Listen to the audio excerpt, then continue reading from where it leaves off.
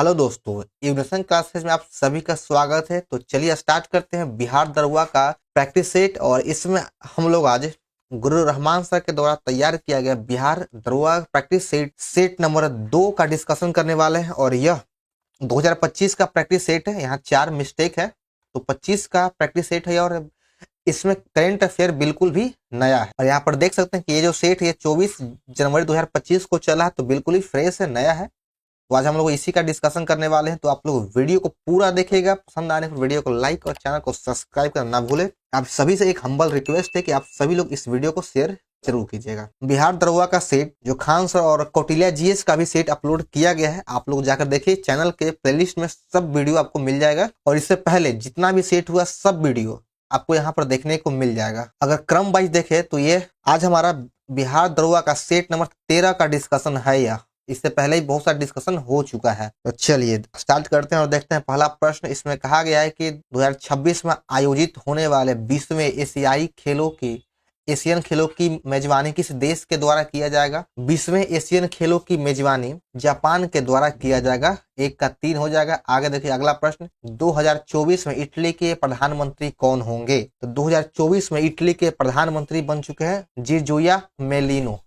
2 का 4 नंबर हो इसका सही उत्तर है। आगे देखिए, 33वें ओलंपिक खेल में किस खेल को शामिल नहीं किया गया है। तो 33वें ओलंपिक खेल जो हुआ था उसमें क्रिकेट को शामिल नहीं किया गया, बाकी सभी को शामिल किया गया। मार्च 2025 में महिला कबड्डी विश्व कप का आयोजन कहाँ किया गया था। मार्च 2025 में महिला कबड्डी विश्व कप का आयोजन बिहार में किया जाएगा। यह इसका आयोजन मार्च में बिहार में किया जाएगा। तो यह बिहार के लिए अपने आप में एक बहुत ही बड़ी बात है। चलिए देखिए 5 number, WEF world economic forum के द्वारा जारी यात्रा और पर्यटन सूचकांक विकास सूचकांक में भारत का 119 देशों में कौन सा स्थान है। तो इसमें भारत का स्थान हो जाएगा 39वां भारत का स्थान है 39। चलिए देखिए अगला प्रश्न, इसमें कहा गया कि राष्ट्रीय मानवाधिकार आयोग के नए अध्यक्ष किसे नियुक्त किया गया। तो राष्ट्रीय मानवाधिकार आयोग का नया अध्यक्ष वी रामा सुब्रमण्यम को बनाया गया है। 6 का 1 होगा, वी रामा सुब्रमण्यम। दिसंबर 2024 में केंद्रीय गृह मंत्री की अध्यक्षता में पूर्वोत्तर परिषद की 72वीं पूर्ण बैठक कहाँ हुआ था। 72वीं पूर्ण बैठक, इसका आयोजन अगरतला में किया गया है। चलिए देखिए अगला प्रश्न, 8 नंबर में कहा गया है कि दिसंबर 2024 में चर्चित रामायण एवं महाभारत को अरबी भाषा में प्रकाशित करने वाले अब्दुल लतीफ अल नेसेफ किस देश के निवासी है। तो यह कुवैत का निवासी है। ऑप्शन 2 हो जाएगा कुवैत। और देखिए इसमें जो भी करेंट अफेयर है अब जो सेट में चल रहा है वो सब आपका लेटेस्ट है, या 6 महीने या 7 महीने पहले का है। तो इतना तो आपको लेके चलना पड़ेगा। देखिए यह भी दिसंबर का ही करेंट अफेयर है। तो अब जो आपको दरोगा का सेट मिलेगा वो बिल्कुल लेटेस्ट नया मिलेगा। 9 नंबर देखिए कि भोपाल में संपन्न नेशनल शूटिंग चैंपियनशिप 2024 में पुरुषों की 50 मीटर राइफल 3 पोजीशन का खिताब किसने जीता है। यह खिताब जो है किरण जाधव ने जीता है। किरण जाधव इसका सही उत्तर होगा। अंतर्राष्ट्रीय सौर गठबंधन में 105वें देश के रूप में कौन शामिल हुआ है। अंतर्राष्ट्रीय सौर गठबंधन के 105वें देश के रूप में मालदीव लिखा गया, मालदीव ही होगा, इसको शामिल किया गया है। ओढ़नी डैम बिहार के किस जिले में है। आता है कि ओढ़नी डैम बिहार के किस जिले में है। तो यह बांका डिस्ट्रिक्ट में है। और जो भी आप कोई भी प्रश्न को जो पहली बार नाम सुने हो तो उसे खासकर नोट करने का कोशिश कीजिएगा। तो ओढ़नी डैम बिहार के बांका जिले में है। बिहार प्रादेशिक सम्मेलन में इनमें से किसने बंगाल से बिहार को अलग प्रांत बनाने का प्रस्ताव रखा था। बंगाल से बिहार का अलग प्रांत बनाने का जो प्रस्ताव रखा था वह मोहम्मद फखरुद्दीन के द्वारा रखा गया था। और अगर बात करें कि बंगाल से बिहार अलग कब हुआ, तो 22 मार्च 1912 ईस्वी को बिहार राज्य की स्थापना हुआ था बंगाल से अलग करके। फिर इसके बाद बिहार से अलग करके 36 राज्य की स्थापना उड़ीसा राज्य की स्थापना किया गया। कब, तो 1936 ईस्वी में। फिर एक बिहार से अलग हुआ और बन गया झारखंड 2000 ईस्वी में। चलिए 13 नंबर प्रश्न की, असहयोग आंदोलन के दौरान इनमें से किसने अवैतनिक मजिस्ट्रेट के पद से इस्तीफा दे दिया था। तो महेंद्र प्रसाद ने उस समय अवैतनिक मजिस्ट्रेट के पद से इस्तीफा दे दिया था। असहयोग आंदोलन का अगर जिक्र आया है तो इसको बारे में देख लेते हैं कि असहयोग आंदोलन की शुरुआत महात्मा गांधी के द्वारा 1920 ईस्वी में किया गया था। फिर इसके बाद 5 फरवरी 1922 को चौरा चौरी कांड हुआ था 5 फरवरी 1922 को, और इसी घटना के बाद 5 फरवरी है, इसी घटना के बाद फिर से असहयोग आंदोलन को बंद कर दिया गया या फिर वापस ले लिया गया था। नाटो का मुख्यालय कहाँ है? तो नाटो का अगर मुख्यालय की बात करें तो इसका मुख्यालय ब्रुसेल्स हो जाएगा, ब्रुसेल्स हो जाएगा, नाटो का मुख्यालय है। यहाँ से एक और प्रश्न देख लीजिए, पूछता है कि नाटो का मुख्यालय तो हो गया, ब्रुसेल्स बेल्जियम में है, और इसका स्थापना कब हुआ था? तो नाटो की स्थापना 4 अप्रैल 1949 ईस्वी को किया गया था। और यह सभी प्रश्न स्टैटिक जीके का है। तो इसकी स्थापना 4 अप्रैल 1949 को किया गया और इसका मुख्यालय ब्रुसेल्स में है। आगे देखिए, सार्क जिसे कहते हैं, इसकी स्थापना कब किया गया था? तो सार्क की स्थापना 1985 में किया गया था और इसके 8 मेंबर है। सार्क में कौन कौन सा देश शामिल है? तो आइए देख लेते हैं। सार्क में है पहला मालदीव, श्रीलंका, भारत, पाकिस्तान, नेपाल, भूटान, बांग्लादेश और एक अफगानिस्तान भी है। ये 8 देश है। आगे देखिए 16 नंबर प्रश्न, राष्ट्रीय बालिका दिवस कब मनाया जाता है? तो राष्ट्रीय बालिका दिवस प्रतिवर्ष राष्ट्रीय बालिका दिवस 24 जनवरी को मनाया जाता है। 24 जनवरी को प्रतिवर्ष राष्ट्रीय बालिका दिवस मनाया जाता है। अब यहाँ देखिए कि राष्ट्रीय पंचायती दिवस 24 अप्रैल को ही मनाया जाता है। अगला प्रश्न 17 number, bank spin, side spin किस खेल की प्रमुख शब्दावली है? तो ये जो दोनों शब्द है यह टेबल टेनिस का शब्द है। आगे देखिए 18 नंबर, संविधान सभा में लोक जनहित याचिका PIL की अवधारणा किस देश से लिया गया है? तो PIL लोक जनहित याचिका जो है, इसको हमारे संविधान में अमेरिका से लिया गया है। मौलिक अधिकार भी अमेरिका से ही लिया गया है। न्यायिक अगर बात करें कि न्यायिक पुनरावलोकन की, तो यह भी अमेरिका से ही लिया गया है।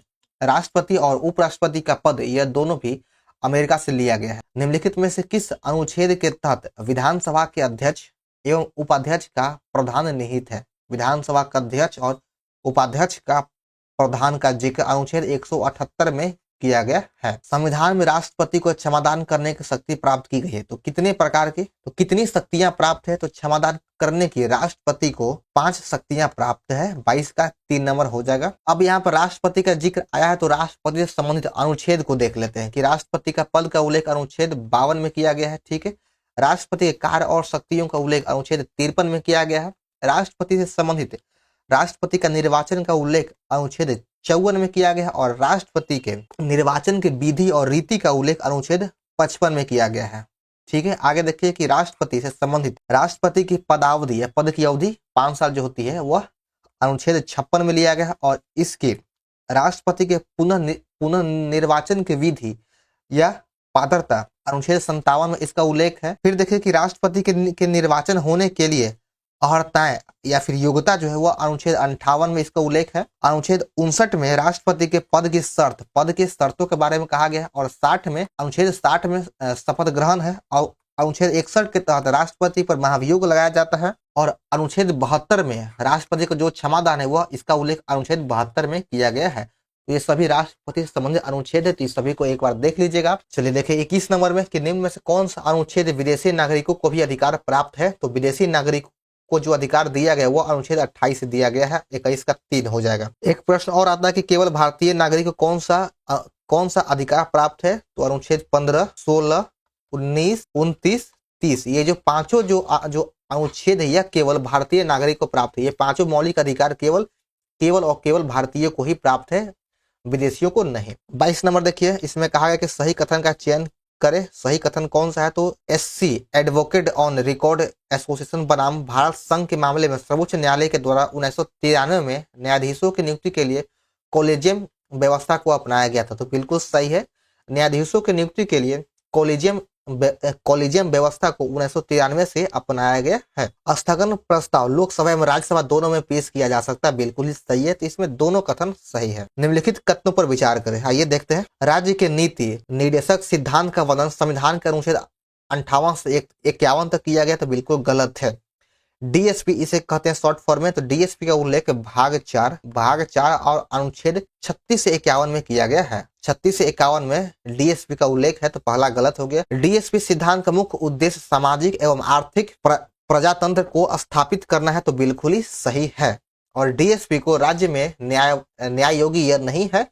तो इसमें से केवल 2 नंबर सही है, केवल 2 नंबर सही है। एक आता है कि मौलिक कर्तव्य, तो मौलिक कर्तव्य का उल्लेख भाग 4 के क में किया गया और इसका उल्लेख अनुच्छेद 51 के क में किया गया है। मौलिक कर्तव्य को जो है सरदार स्वर्ण सिंह समिति के सिफारिश पे जोड़ा गया था। 24 में देखिए कि कौन सा कथन सही है। इसमें भी बोला कथन दिया गया है, संविधान में अनुच्छेद 102 के 1 के तहत केंद्र तथा 191 के 1 के तहत राज्यों में संसद और राज्य विधानसभा को लाभ पद का निर्धारण करने का अधिकार है। तो बिल्कुल ही सही है, यह कथन सही है। आगे देखते हैं अगला कथन को कि भारतीय संविधान में न्यायिक पुनरावलोकन की जो व्यवस्था है वो अमेरिका, यह व्यवस्था कानून के द्वारा स्थापित किया गया है। तो यह भी सही, ये जो व्यवस्था है न्यायिक पुनरावलोकन यह अमेरिका से लिया गया है। तो इसमें दोनों कथन सही हो जाएगा। अगला देखिए 25 नंबर, इसमें कहा गया है कि राज्यों को मिलने वाले राजस्व सहायता हेतु अनुशंसा कौन करता है। तो राज्यों को मिलने वाले राजस्व सहायता हेतु अनुशंसा वित्त आयोग के द्वारा किया जाता है और वित्त आयोग का उल्लेख अनुच्छेद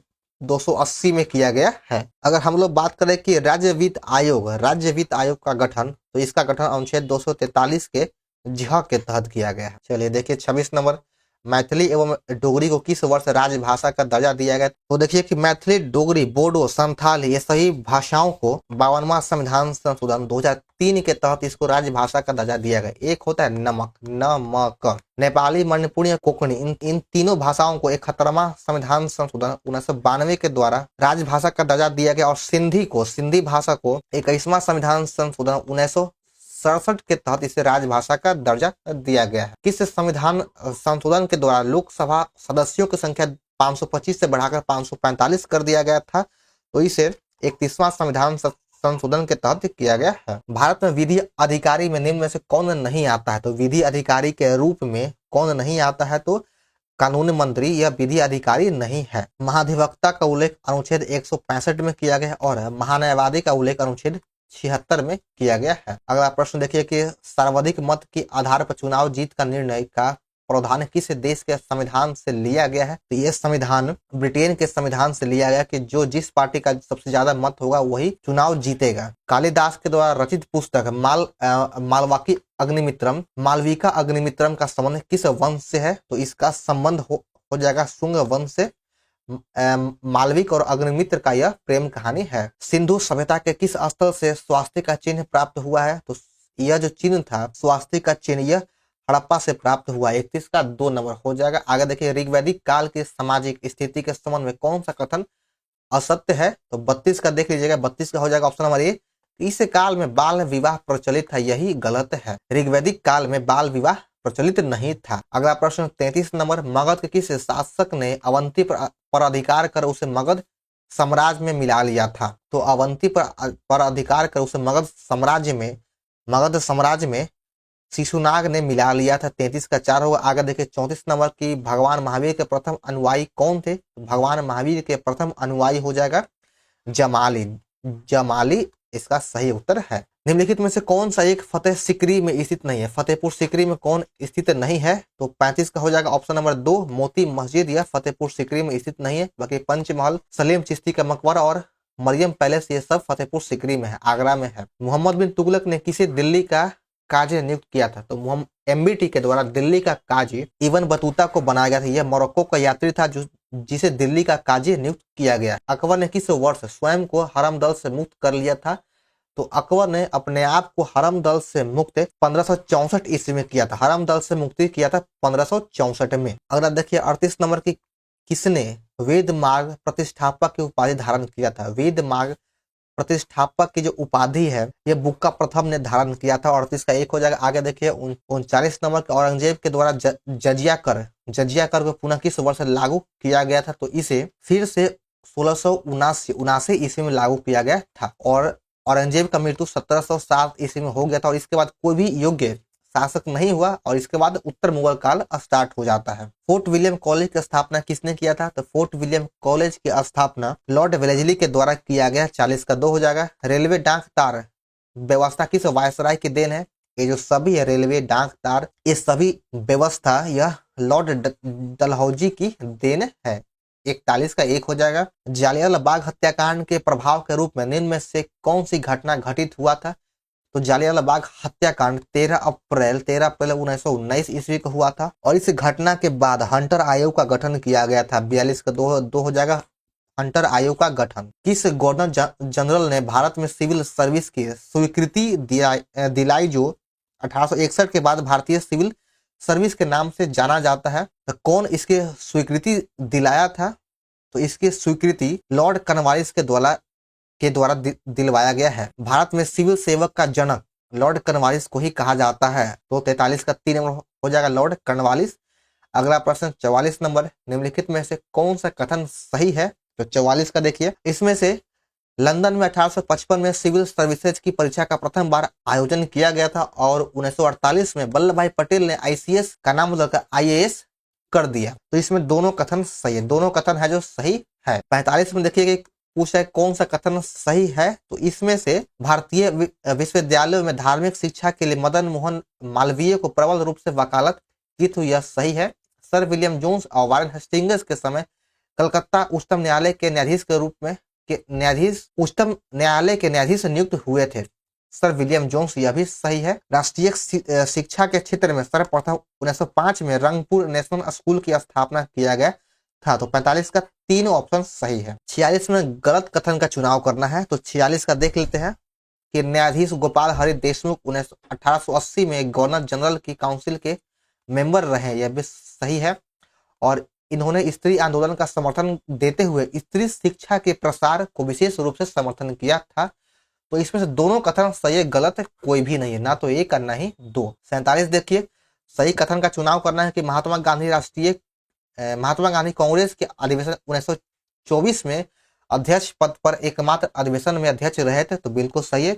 बेलगांव अधिवेशन की अध्यक्षता 1924 में महात्मा गांधी के द्वारा किया गया था, कांग्रेस का बेलगांव अधिवेशन। 8 अगस्त 1942 को भारत छोड़ो आंदोलन प्रस्ताव पारित हुआ था, तो यह भी सही है। तो 47 का तीनों ऑप्शन सही है, 1 और 2 दोनों सही है। निम्न में से किस स्थान पर टिप्पू सुल्तान ने ब्रिटिश सेना को हराया था? टिप्पू सुल्तान ने ब्रिटिश सेना को पेल्लूर में हराया था।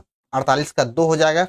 आगे देखिए कि ब्रिटिश सरकार के किस अधिनियम ने सबसे पहली बार भारत में शिक्षा के लिए 1 लाख रुपए दिए गए थे? तो शिक्षा के लिए 1 लाख रुपए दिया जाएगा, इसकी जो घोषणा था यह सर्वप्रथम चार्टर एक्ट अधिनियम 1813 में इसका जिक्र किया गया था, लेकिन 1833 तक इसका कोई यूज नहीं हुआ। 1833 में फिर भारतीय शिक्षा अधिनियम मैकाले समिति की अनुशंसा पर लाया गया था और अंग्रेजी को शिक्षा का माध्यम बनाया गया और तब से फिर यूज हुआ। आगे देखिए कि निम्नलिखित में से किसने ज्वारीय परिकल्पना प्रतिपादित किया था? तो ज्वारीय परिकल्पना का प्रतिपादन जेम्स जीन्स और हेरोल्ड जेफरी के द्वारा किया गया, जेम्स जीन्स और हेरोल्ड जेफरी। आगे देखिए 51 नंबर, ज्वालामुखी उद्गार नहीं होते हैं। तो कहां पर ज्वालामुखी उद्गार नहीं होता है? तो बाल्टिक सागर में ज्वालामुखी उद्गार नहीं होता है। निम्न में से कौन सा एक सही सुमेलित नहीं है, यानी कि इसका मिलान है, कौन सुमेलित है यह पूछा, कौन सा सही सुमेलित है? तो 52 में जो ऑप्शन नंबर बी, एटलस पर्वत उत्तरी पश्चिमी अफ्रीका में है, यही सही है। एटलस पर्वत उत्तरी पश्चिमी अफ्रीका में है। चलिए देखिए 53 नंबर, मध्य प्रदेश में नेपानगर किसके लिए प्रसिद्ध है? तो मध्य प्रदेश का नेपानगर अखबारी कागज के लिए प्रसिद्ध है। 53 का 2 हो जाएगा, अखबारी कागज। निम्नलिखित में से कौन सी फसल बराक घाटी की महत्वपूर्ण फसल है? तो बराक घाटी की जो सबसे महत्वपूर्ण फसल है वह है चाय। चाय बराक घाटी की सबसे महत्वपूर्ण फसल है। हेल बॉय किसका नाम है? तो हेल बॉय यह पुछल तारा का एक नाम है। 55 का 1 हो जाएगा। निम्नलिखित में से पूर्वी द्वीप समूह का कौन सा द्वीप 3 देशों से विभाजित है? तो बोर्नियो द्वीप। बोर्नियो द्वीप यह 3 देशों से विभाजित है। 56 का 1 हो जाएगा। शुष्क भूमि के लिए सर्वाधिक उचित फसल कौन सा है? जहां पे भूमि शुष्क है वहां के सबसे अधिक जो उचित फसल है वह है मूंगफली। 57 का 4 होगा। कार्टिजेना प्रोटोकॉल का संबंध किससे है? कार्टिजेना प्रोटोकॉल का संबंध, इसका संबंध हो जाएगा जैव सुरक्षा से समझौता है, जैव सुरक्षा से समझौता। 58 का 3 नंबर हो जाएगा। अगला प्रश्न देखते हैं 59 नंबर की, भारत में मैंग्रोव वनस्पति सबसे अधिक कहाँ पाया जाता है? तो मैंग्रोव वनस्पति सबसे अधिक यह सुंदर वन में पाया जाता है। 59 का 2 नंबर हो जाएगा। और वैसे पाया कहाँ कहाँ जाता है? तो सुंदर वन, अंडमान निकोबार, इस सभी जगह पर पाया जाता है। बेतवा नदी का उद्गम स्थान कहाँ है? तो बेतवा नदी का उद्गम स्थान हो जाएगा विंध्याचल पर्वत से इसका उद्गम होता है। अमरकंटक पहाड़ी से नर्मदा और सोन का उद्गम होता है। 61 देखिए, इसको मिलान करना है तो 61 में देख लीजिए कि बर्लिन बर्लिन स्प्री नदी के किनारे स्थित है। लाहौर रावी नदी के किनारे स्थित है। न्यूयॉर्क न्यूयॉर्क जो है हडसन के किनारे है और रोम टाइबर नदी के किनारे स्थित है। तो 61 का हो जाएगा 2 नंबर। ब्यूनस आयर्स और मोंटेविडियो किस नदी के किनारे बसा हुआ है? तो ये दोनों शहर जो है यह रिवर प्लेट नदी के किनारे बसा हुआ है। 62 का 1 हो जाएगा। 63 नंबर में कहा गया कि समांतर डेल्टा की आकृति किस प्रकार की होती है? ये जो डेल्टा की आकृति होता है वह त्रिभुजाकार होता है और सुंदरबन डेल्टा सबसे बड़ा है।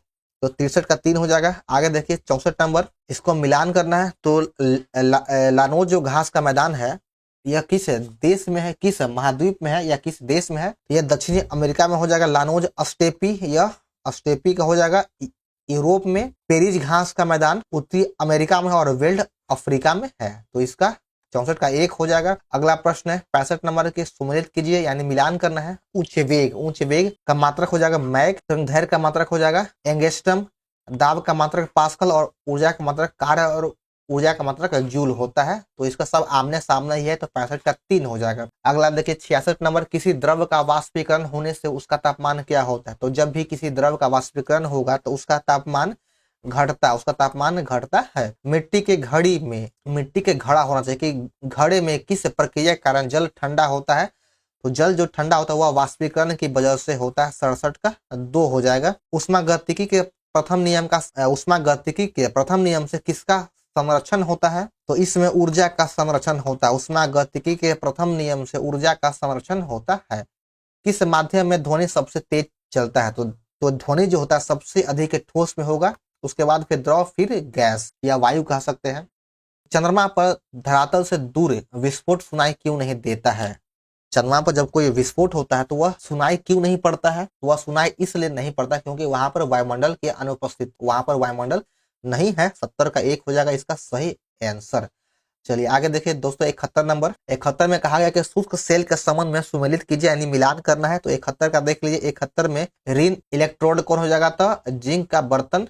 धन इलेक्ट्रोड हो जाएगा कार्बन का छड़। इलेक्ट्रोलाइट कौन है? तो यहाँ पर इलेक्ट्रोलाइट के रूप में अमोनिया क्लोराइड का पेस्ट और विध्रुवक रूप में मैग्नीज डाइऑक्साइड है। तो 3 नंबर इसका हो जाएगा। 74 का आगे देखिए 72 नंबर। 72 में है कि सल्फ्यूरिक अम्ल बनाने के संपर्क विधि में उत्प्रेरक के रूप में किसका उपयोग करते हैं? तो सल्फ्यूरिक अम्ल बनाने के संपर्क विधि में उत्प्रेरक के रूप में नाइट्रोजन ऑक्साइड का उपयोग किया जाता है। 72 का 3 हो जाएगा। 72 का आंसर दिया गया है 3, लेकिन इसको ठीक कर लीजिएगा, यहाँ पर थोड़ा गड़बड़ है क्योंकि सल्फ्यूरिक अम्ल बनाने के संपर्क विधि में उत्प्रेरक के रूप में प्लेटिनम चूर्ण या फिर वैनेडियम पेंटाऑक्साइड का उपयोग किया जाता है। तो इसका 2 होना चाहिए, 3 नहीं।